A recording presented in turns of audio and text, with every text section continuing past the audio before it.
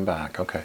I'm going to cover real quickly here the Milgram experiment, and I think that this needs to be understood, just what was found out about this and why this relates to finance. It relates to money way more than you know. As it relates to a lot of life, actually, a lot more than some of you probably have taken the time to really think through. I mean, some people have, but for those of you who don't know what the Milgram experiment is, I'm going to show you what it is. The Milgram experiment went like this. Okay, you had an examiner, and then you had the subject, and then you had a wall, and then you had over here a what did they call them? I think it was the learner. Okay, so here's what happened. I'm going to explain. This was an actual thing done in the 60s, if I remember right. I'm going to do a lot of this from memory. So, I mean, you guys on the internet who are going to geek out about this stuff. So the theory is that the examiner would have this guy, the subject, come in, and he would be paid like $4. This is the 60s. And what he was going to do is he's going to ask a series of questions of the learner, remotely. There was like a little partition here. And he would ask questions of the learner. When the learner got an answer wrong, okay, then this person here would send an electric, charge and zap the learner. And by the way, you can, if you want the exact, even Wikipedia has this accurate, okay? You can go directly to Wikipedia, for example. You can read the exact terminology of how they did this. I'm shortening this up just for time's sake, because I can't spend, like 2 hours expounding on this. I gotta keep this going. So what happened is that, now this guy here was actually an actor. This is at an angle, so it's hard for me to write at this angle, so that's why you can't tell on the camera, but for anyway, so. And this guy's in on it as well. Okay, this is the actual instructor. Okay, the mark in this, or the guy who's actually being tested for real, is actually this guy, not this guy. Okay, what happened is that this guy was in a white lab coat, and he would look like somebody who was in a position of authority, right? And now the theory is that people would, the idea being that, that if somebody were doing something that they thought was immoral or wrong, that they would stop. They would say, hey, no, I'm not going to do it. What they found out was the exact opposite. What they found out was quite the contrary. That something like 60 or 65% of people would, in fact, administer what they believed to be, because I think it went up in 15-volt increments. It went from 15 volts to 450 volts. This is what this person thought they were doing. And something like 60% of people would administer what they believed was 450 volts, with this person here begging, screaming, crying, and all. And because remember, this is an actor, but they don't know that. So this person really believes that they're going to administer 450 volts of electricity, and this person saying, hey, I've got a heart condition, I'm going to die, and so on.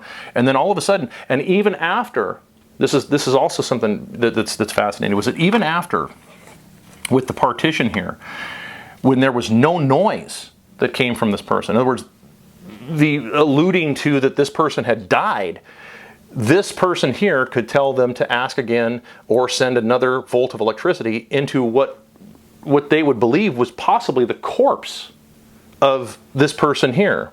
Okay? It's a little complicated to explain this because, again, I'm having to shorten up an enormous amount of like detailed psychological explanation, but you can go look this stuff up for yourself. It's a fascinating read. Anyway, what they found out was that a whole bunch of people would do this. Now, the ethics boards shut this stuff down, and they said, no, you can't keep doing this. I disagree completely. I don't think they ever shut this stuff down. I think they just changed. I think they changed the locale, and I think they put a lot of people into a situation where they're the subjects and they don't realize it. The question would be, let's say that you're evil, right? I'm a moral relativist kind of guy. So let's say that you're evil. You've chosen, lawful evil or chaotic evil, whatever it is, some kind of evil to live your life by. What would the question be that would come to your mind if you got a hold of this experiment? Your question would be exactly what I would question, which is, well, how can we get this number from 60% to 100%? How can we get this number up? How do we pump these numbers up to where we can get 100% of people who have no idea what the hell they're doing to murder somebody and do it because somebody told them to do it? How could we get those numbers higher? Well, one way you could do that would be something to the effect of, hey, going from $4 to $400. That might be one way. Another way would be something like, hey, we need to use you for things later on. We're going to send you $2,000 a month, for example. We don't need you right now, but we're going to do this for the next 10 months, or whenever it is and everything. And then all of a sudden you get a phone call, the subject is a phone call, 10 months in. Well, after 10 months, he's got $20K that's been sent to him, a fairly substantial amount of money. And then all of a sudden, if this guy actually ends up having a crisis of conscience and says, hey, man, I'm not following that order, man. I'm not going to fire on civilians. I'm not going to, mow down a bunch of people who are pissed off with tyranny or anything like that. And they say, okay, no problem at all, man. You need to return all that money right now with interest. Well, I can tell you that number will go from 60% to probably closer to 80, 90% pretty fast, right? I mean, this is just how people are. Most people aren't willing to put if all of a sudden, a lot of people will work even harder to keep something they already have than to go and get something else, right? This is just sort of how people work. If you have a car, right, and you're making payments on it, and your payment, let's say your payment's $600 a month, and you're in danger of losing your car. Well, you'll start doing a lot of other things, being creative, trying to figure out how you can keep your car and make your payment. You'll sell your watch, your guns. You'll sell some of your ammo. You'll sell this. You'll sell that. You're like, oh well, I haven't ridden that moped in like years, so I'll get rid of the moped or something. You'll do shit like that, right? To maintain the car because you already have it, right? And you use it on a daily basis. It's different if it's like, hey, if you sold off all this crap, that you kind of maybe like, but you kind of don't, well, then, you could do that and you could buy a new car. Well, it's hard to convince people to do that. I'd be nice. It's kind of what people do, right? It's how people are. They're like, well, it'd be nice, but, I'll get around to it when I get around to it. It's different when you have something already. Well, if all of a sudden you've got $20,000 that's been given to you and you've already spent it, you've done stuff with it, you've gone on vacations, you've done whatever it is, and then all of a sudden someone says, hey man, you need to administer this, this death sentence to this guy here. And you're like, well, I don't feel comfortable with that. Like, okay, well fine, pay back all this money. I think we all know what happens, when that kind of thing actually happens with people. They get put in a situation like that, they start thinking, well, I have no way to do that. I have no way to pay this back. The job market and so on. What if they make it even worse? What if they up the ante? And they say, well, hey, not only to pay this back, plus interest, but you also agreed in the contract you signed to go to jail for 10 years.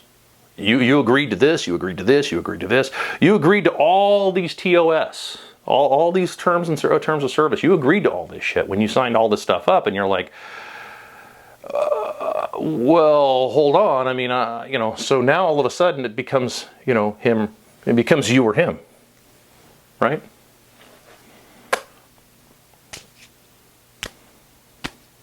I'm not trying to make that just sort of hang there like a monolith of ambiguity, because it's not really ambiguous. I'm just telling you. Like, this is what ends up happening to people. They get caught in this kind of stuff. And so this is why the Milgram experiment, when you combine this with this in a school system,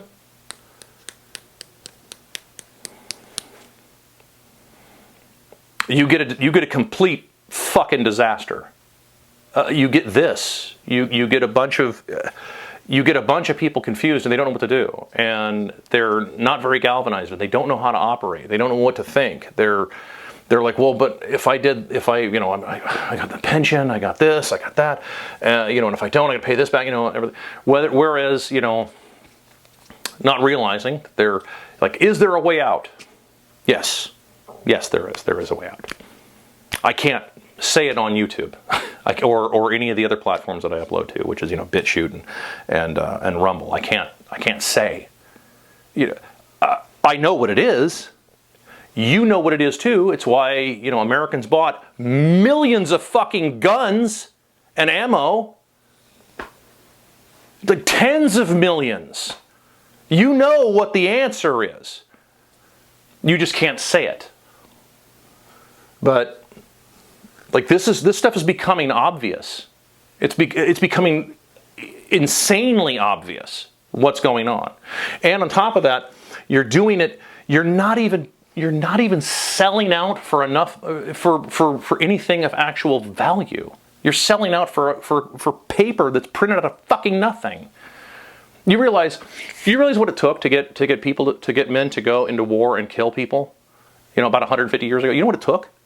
They would say, "Hey, if you come fight for us, we'll give you 80,000 acres of fertile farmland forever." That's true story. Why do you think little towns have the names of like Smithtown and Jonestown? Not Jonestown, but you know, like all these little towns that are named after people. It's because those are the guys who they said, okay, yeah, you want some killing done, fine, I'll go to war and I'll do some killing for you. But when I come back, I get this gigantic piece of land for myself, no taxes, no nothing. I get all the mineral rights, I get everything. With that property, and I get it forever, and my heirs get it forever. At least then, if you did something like that, it wouldn't be so goddamn insulting to a lot of Americans right now, because a lot of Americans right now, what they're seeing is people selling out for, you know, fuck, you're not even getting, a lot of you aren't even getting any money. You're getting like a loan at a lower interest rate. Talk about shitty negotiation. You don't even know what the hell you're doing. I charge an absurd amount of Bitcoin to negotiate for you. You know, you can DM me or something like that, but I am not cheap. I charge a fucking shit ton to negotiate for you. And the fact is, you're going to walk away from the deal because they will not pay it. Guaranteed. No one will pay it. And the reason being is because all of a sudden, if you start having to actually negotiate hardcore on your terms, it takes, they're no longer going to be masters of the universe that they thought they were going to be. They're no longer going to be the owners of everything. Or they'll have to kill you in the process. They got to make sure that you get wiped out so they never have to actually make good on any of their promises. That's another thing to look at too. Think about it. Even if they do negotiate that, even if they say, yeah, hey, we'll give you 80,000 acres of fertile territory, you know, that's tax-free forever, you have to make sure that you even make it out alive to even collect that. I'm just telling you, this is what it took in the past to get guys to do stuff like this. To buy someone's conscience, or to attempt to buy someone's conscience, it was significantly more expensive than it is now. I don't know if that's a genetic thing. I don't know. It depends on the day you ask me. But it used to take a hell of a lot more resources to buy someone's conscience. Because if you look at, for example, let me erase this mess. So, and that's because, I'm not trying to get all philosophical here, because nothing, I'm not a philosopher. You had law. There are two kinds of law. There's the law of physics. Okay? We know this one, right? This is objective. I shouldn't have to explain this one to you. Physics is, you know, here's one of the laws. What's going to happen if I let go of this?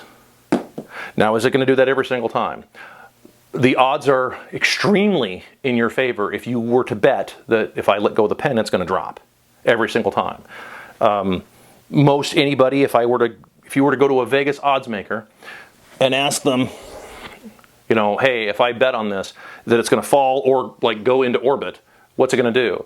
The odds makers will probably give you, you know, 75 billion to 1 that if I let go of this, that the pen is, in fact, probably, in all probability, it's going to drop to Earth. Either it's being pushed down or it's being pulled down. I'm not a Newtonian physicist. I'm just saying it's going to happen, right? So that's physics. Okay. The next is the law of conscience. This is a tough one.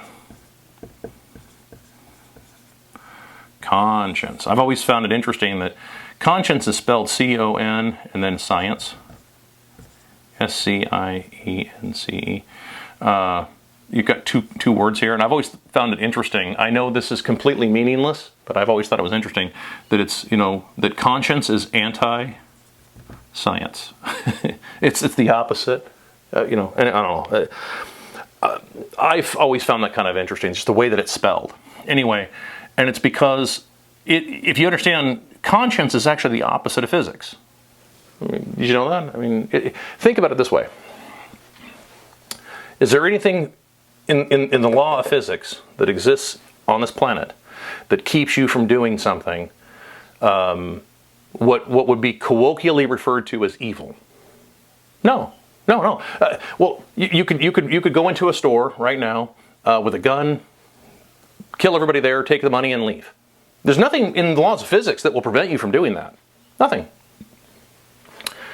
This will. This is what prevents it. Okay, not this. This prevents it, not this. Well, no. There's police and everything else and laws and like no. This is what actually does it. This is the actual answer. Because most people aren't going to do that for a number of different reasons that are evolutionary. I don't even need to bring up God in this one. Evolutionarily speaking, the reason you don't want to do something like that is because you develop something called empathy, and the empathy exists to make sure that you actually survive and can actually reproduce. This is not an original thought of mine, by the way. Like I'm just regurgitating what other people have said. I'm just kind of boiling it down a little bit. But this is exactly how it works. And so this situation here, this is why that kind of stuff works out the way that it does. So when we talk about our Milgram experiment, this was what they were going after. They were trying to get rid of this. They were trying to figure out a way to get past it. The idea being that, because Milgram, of course, was a Jew, and he was trying to figure out, the Nuremberg trials were going on at the time, and they were trying to figure out what would cause people to just follow orders, kind of thing. So that was part of the question, was like, well, were they just following orders or what have you? And the experiment actually kind of ended up lending some credence to the idea that, well, they were kind of just going along with all of it, because they were kind of told by somebody in a position of what they viewed was authority to do this. This is precisely why I would point out that schools, for example, are so insanely dangerous. It's probably one of the most dangerous things that you can actually inflict on a population, I'm good on time, is a school. You have to be extremely careful with how you handle school, because if you're just going to teach people, you got a bunch of young people. This is a factor that's happening right now. Is you've got a bunch of young people that have got an enormous amount of content with very little context. Right? Content is everywhere. We are not shy of content in this world right now. There's content everywhere. Holy shit! There's so much content, nobody even knows what to look for anymore. What's missing is context. That's what's missing in a lot of this is context. You've got content, but you don't have a whole lot of context. That's what I'm trying to do. That's my goal here. My whole goal, my tithe, gift, whatever you want to call it, to the world, whatever that means, is to give context to all this stuff, not just a bunch of content. You will have no problem finding content. Go find a bunch of content. Just make sure that you're matching it to some context and putting context behind it.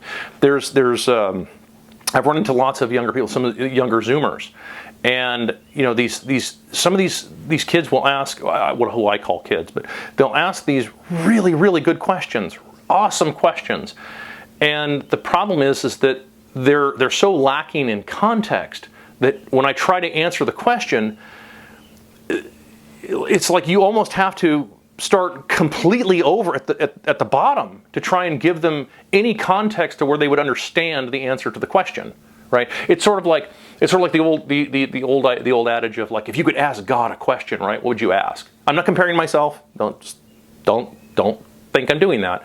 I'm saying if you were to go and ask God a question, right? If he answered the question, would you even have the capability to understand it? That's the problem with a lot of this stuff, is that there's been such a huge emphasis on, on sort of an indoctrination situation, as opposed to giving somebody content and then saying, okay, let's go do context now. So where does content come from? Content comes from the books, for example, right? It comes from, today class, we're going to talk about da-da-da-da-da-da-da-da. We're going to read this and everything. Okay, now, context comes from, all right, everybody get out of your chair. We're all going to go outside and we're all going to go and find a praying mantis and watch the praying mantis, as opposed to just read about it. That's the difference of how that works. We're going to talk about business. We're going to talk about math, but now we have to go out to somewhere and where we're going to take the time to understand context and real world application of this stuff. Not just, 4 plus 4 equals 8. This is actually kind of an abstract if you think about it.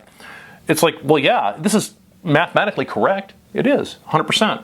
But 4 of what? How can we apply this to anything? This is why, like for little kids, you use the pictures, right? You use the pictures of, like, there's 4 apples. Tom has 4 apples. Sally has 4 apples.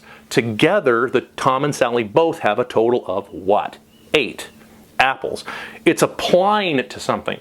That's context. Okay? Content is 4 plus 4 is 8. That's content. But context is giving it something real world that you can actually use on a day-to-day basis, that functions and that you understand and that you can actually internalize and say, okay, I get where you're going with this. And it's critical because that's where it takes your physics and it mixes it with your conscience. It mixes these two together. And that's where you're getting your content, your context. That's how this kind of thing works. It's like, so for example, like conscience begets, things like trust. Right? See, if you have conscience, then it's easier for someone to trust you. If it's easier for someone to trust you, well, in order to get to love, for example, okay, I'm going to use a real abstract here. In order to get to this, you have to have trust. Okay? And in order to get to trust, you have to have conscience. This is sort of a very rudimentary. I'm leaving a whole bunch of stuff out. I'm just giving you the highlights here. By having conscience, you can have trust, and by having trust, you can get love. Which and by doing this means that you stand a very good chance of survival. If you just run around and use only the laws of physics as your total guide for your entire existence, right? If you're going to be like completely psychopathic about it, then yeah, you're not going to make it very far. Because what's going to happen is that sooner or later you're going to run up against somebody who says, I can't in good conscience allow this to continue. That's what remember, there's 2 parts of conscience.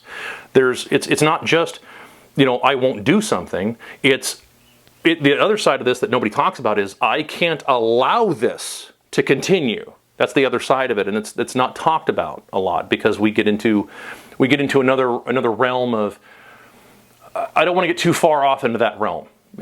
You run the risk of getting banned very quickly. So, no.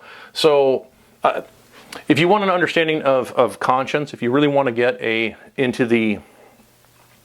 you don't understand it, if you want to get into the real nitty-gritty of conscience, there are 2 movies that I would recommend that are both in the same genre. Weirdly enough, they are both in the same genre. The first is the Disney version of Pinocchio, which is, Jiminy Cricket, who is the conscience. Why is the conscience a cricket? Because a cricket is small and annoying. That's how conscience starts off. It starts off small and annoying, and then it eventually just gets, there's two things that will kill you slowly. The 2 slowest killers of mankind is time and conscience. Those are the 2 slowest killers. Okay? So that's how it works. I'm not trying to get too far off into the psychological realm, but there is something to be said about being slightly well-rounded about this. And a lot of this stuff still applies to finance, believe it or not, but as it applies to a lot of life. But so you've got time and conscience are the 2 slowest killers of man. So so Pinocchio deals with conscience, and I'm not going to break down that whole movie. Jordan Peterson, whether I agree or disagree with him on some finer points, and trust me, I disagree with him on a lot of stuff. Just at the colleague level, I disagree with a ton of stuff the man says, but he's not wrong about that. He's not wrong about his breakdown of Pinocchio and his analysis of that. The next movie, oddly enough, that fits in the same genre, you're not going to believe me on this, is No Country for Old Men, which is a film by the Coen brothers. And that movie is a breakdown of conscience. That's exactly what that movie is represented. It's an allegory, and that is the exact representation of all that. It's the more adult contemporary version of conscience, as opposed to Pinocchio, which is sort of the young person, kid's version of trying to explain a very complex topic, because this is an extremely complex topic. This is much easier to deal with. This is a can of worms. All right, it's the anti-physics, so to speak, right? So I recommend those two movies. I mean, and you can break them down yourself, and you just look at it, and you can see what's if you, with the right kind of eyes, you'll see it. You won't. It may take you a couple times, but you will eventually see what's going on. Actually, the allegory that exists in terms of conscience. And one day, I'm sure somebody will ask me at some point, like, hey, explain that, and I'll have to do a 2-hour PowerPoint or something like that. But anyway, hopefully this makes sense. And we're coming out of time, but and you can see how this stuff is working out. I hope that these videos are somewhat helpful. Just briefly, I have full-time businesses that I run, so for me that's why there's such a delay. There's a gap in these, and I have to kind of run through these when I have spare time, that I can actually focus and do this kind of stuff. It's not easy for me to do this kind of stuff. This is not my natural state of affairs. During the week, if you actually just meet me in the world, I barely say maybe 10 words to anybody the whole week. I'm really not a talker. I'm not in love with the sound of my own voice. I seldom go back and watch any of these videos that I do, just largely because I don't want to have to actually listen to it again. I don't like the sound of my own voice. It's just, it's one of those things. Anyway, so that's, and also not only that, you probably wouldn't like me in the real world. Like I said, I have to kind of clean it up a little bit to do this kind of stuff. In the real world, I'm a lot more gritty. Okay? Anyway, so hopefully this makes sense. One of these days, I will tear into this, how hertz work, maybe on another video sometime. What a hertz is, it looks like this. And this is your positive, and this is your negative here, and this is how electricity works, and single phase electricity. I'm not going to get into the 3-phase electricity, but single phase electricity, and how this kind of goes into the flow of, I don't want to say the business cycle, but it's the cycle of existence, right? And that it does have an effect on people. To suggest that doesn't have an effect, and then this little yin and yang. Always amazed me, because it looks like hertz when you draw it two-dimensionally like this, and when you put it on its side. Anyway, but one of these days I'll tear into some of that stuff, maybe, and just remind me if I forget to tear into that kind of stuff, because it is kind of complex, and they're like, well, what does it have to do with finance? Again, remember, if you're trying to come here to find a video that I'm going to do that's going to tell you what stock to buy to get rich, dude, you're on the wrong channel, man. This isn't going to be it. I deal with a lot more practical stuff than just trying to get rich quick. There's lots of people who can, go put it on like 31 Black. There you go. There's my advice to people who want to get rich quick. Go to the nearest casino and put it on 31 Black and just let it ride, and see if it works. If it works, great. Then you can teach a class at the Airport Marriott. So, see you next time.